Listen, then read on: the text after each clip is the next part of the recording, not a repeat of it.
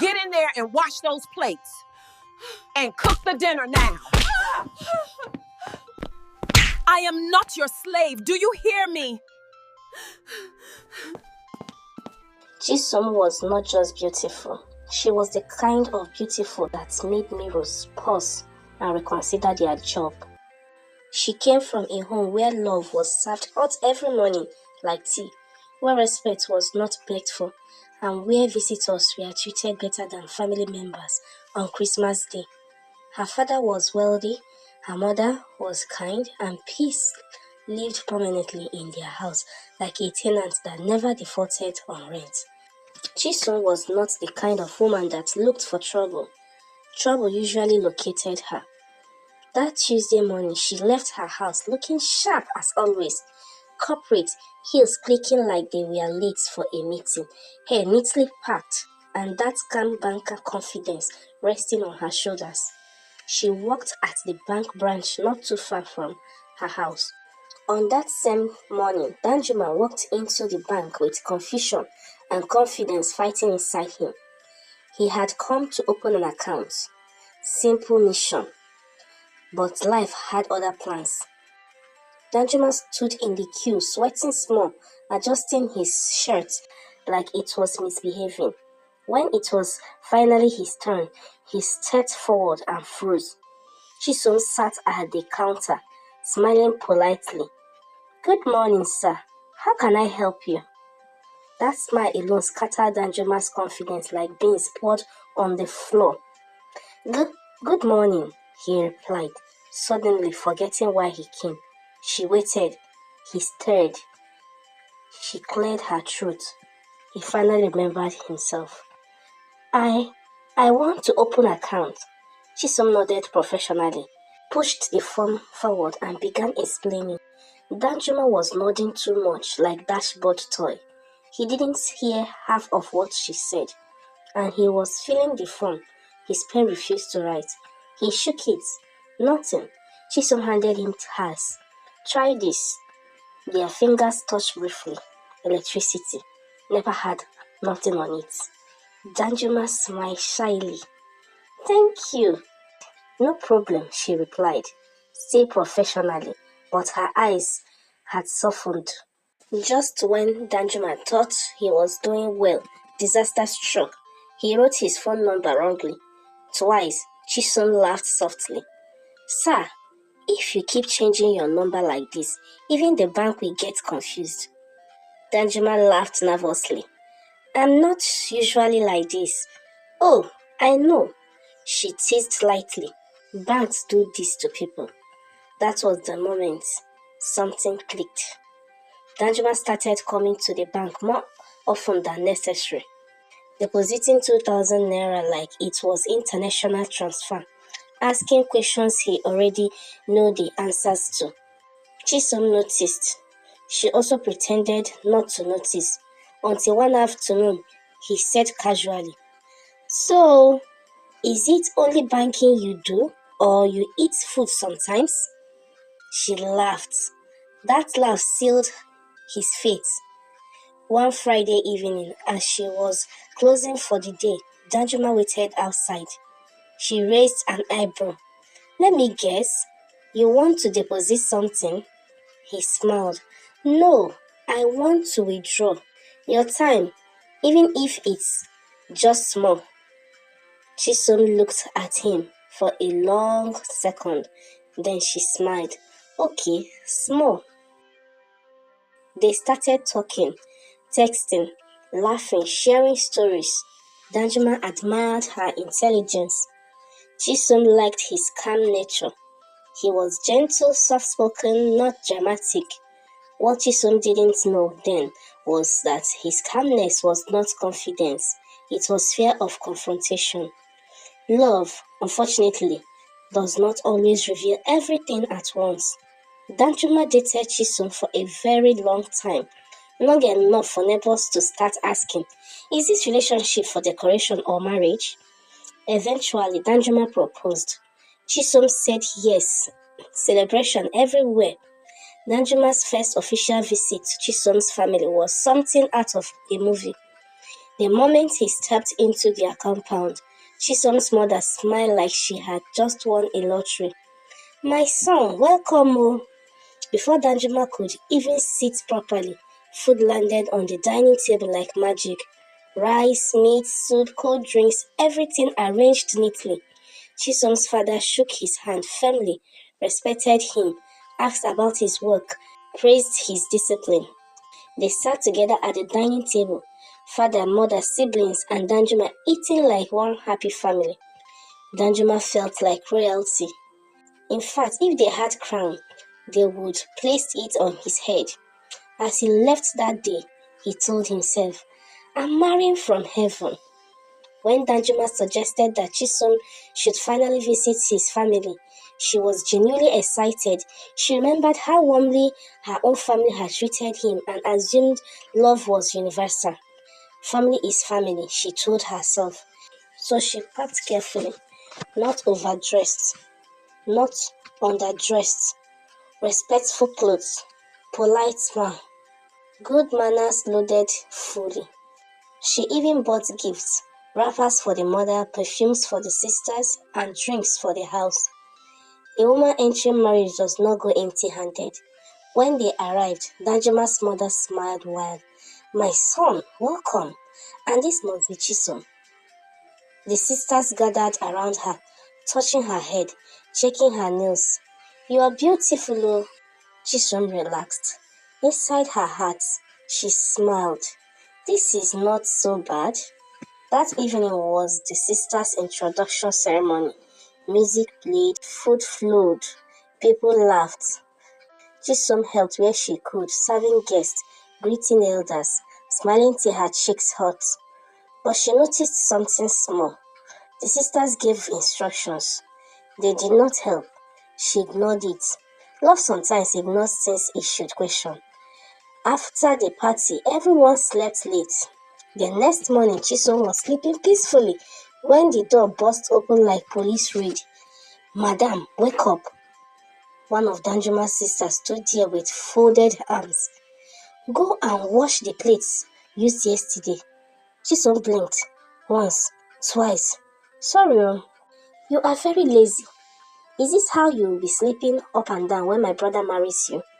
Before Chisom could process the insult, the sister walked out like she had dropped a royal command. Chisom dragged herself to the kitchen. What she saw there nearly gave her spiritual attack. Plates everywhere, pots everywhere, oil on the floor, spoons fighting forks. It looked like what happened there. She held her head. Danjuma's mother walked in casually. "Chisom, when you finish washing the plates, please make breakfast for everybody." And she left, just like that. Chisom stood there like a statue that forgot its purpose. "Am I their slave, or what?" she whispered. She went straight to Danjuma. "Your mother and sisters want only me to wash all the plates and cook breakfast." Instead of defending her, Danjuma said, "Please do as you are told. I don't want problems." Chisom stared at him. Then she screamed softly, "Wow! Okay." That okay was dangerous. Chisom went back to the kitchen and decided to cook only for herself. Suddenly, the kitchen door flew open. "Chisom, are you mad? Why haven't you finished washing the plates? Why is breakfast not ready?" She replied calmly, "I am not your slave. If you want the plates washed, someone should assist me." Slap! Dajuma's mother slapped her. Chisom held her cheek in shock. Just then Danjuma entered. "What is happening?" The mother shouted. "Your fiancé is lazy. Washing plates and cooking is difficult for her." Danjuma turned to Chisom. "But I told you to do as you are told." That was it. Chisom decided to leave quietly, but the mother dragged her back. "Where do you think you are going? Go and wash the plates and cook." Chisom snapped. "I will not. I am not your slave." Slap. Another slap from the mother. This time, Chisom replied, "Pa!" The slap echoed. Danjuma shouted and slapped Chisom. "Why will you slap my mother?" Before he finished talking, pa! Chisom slapped him back. "I am done with this relationship." The sisters stood there, mouths open, eyes wide, watching Nollywood live and direct. Chisom walked out of that house with her dignity intact. Chisom did not cry when she got home. That alone shocked her parents. She walked into the room calmly, dropped her bag, and greeted them.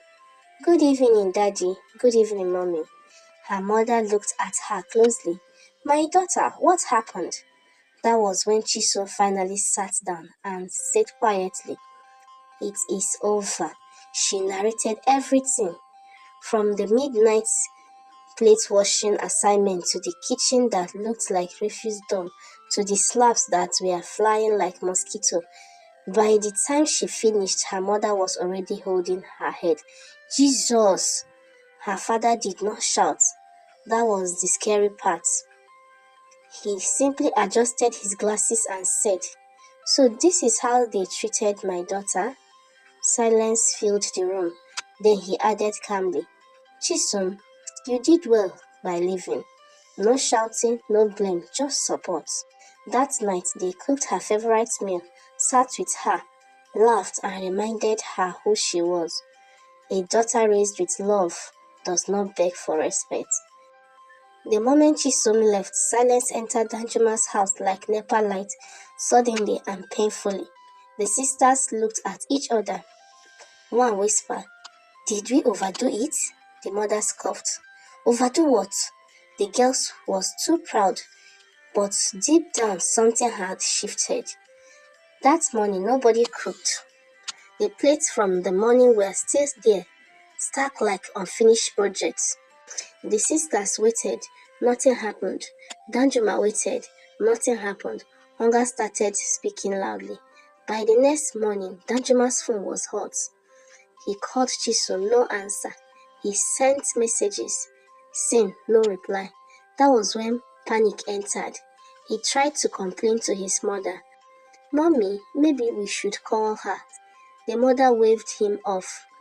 "She will come back. They always come back." But Chisom did not come back. 2 weeks later, Danjuma finally swallowed his pride and decided to visit Chisom's family alone. The same house, the same gate, the same security man who remembered him very well. But this time, the welcome was different. Polite, respectful, but cold. No king treatment, no special seats, no overflowing plates. They offered him water, just water. Chisom's father sat across from him. "So, young man, what brings you here?" Danjuma cleared his throat. "I came to apologize." He narrated his own version, trying to sound like a victim. Chisom's father listened quietly. When he finished, the man smiled faintly. "My son, in this house we raise daughters, not servants." Danjuma's chest tightened. "You did not protect her. You joined them." Silence. "You lost her the moment you chose peace over respect." Later that evening, Chisom agreed to see Danjuma just once. They sat across from each other. He tried to hold her hand. She withdrew gently. "I loved you," she said calmly. "But love without protection is dangerous. I was scared of my family," he admitted. She nodded. "And that is why you are not ready for marriage." She stood up. "Please, don't come back again. No insults, no shouting, just closure." Months passed. Danjuma's sister still waited for a replacement housemaid fiancé. None stayed. Every girl mysteriously disappeared after one visit. Chisom, she healed, she grew, she smiled again. And one day, someone new walked into her life. A man who did not ask her to prove her worth with plates and pots. A man who knew that love means standing up, not standing aside. Lesson: a woman raised in love will never survive in a house where disrespect is tradition. and a man who cannot protect his woman will eventually lose her, no matter how long they dictate. If you enjoyed this video, don't just stop here.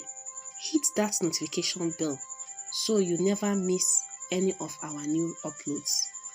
Thank you so much for watching. Your love and your support means the world to me. I truly appreciate every single one of you. Stay tuned, more exciting videos are coming your way. Much love always.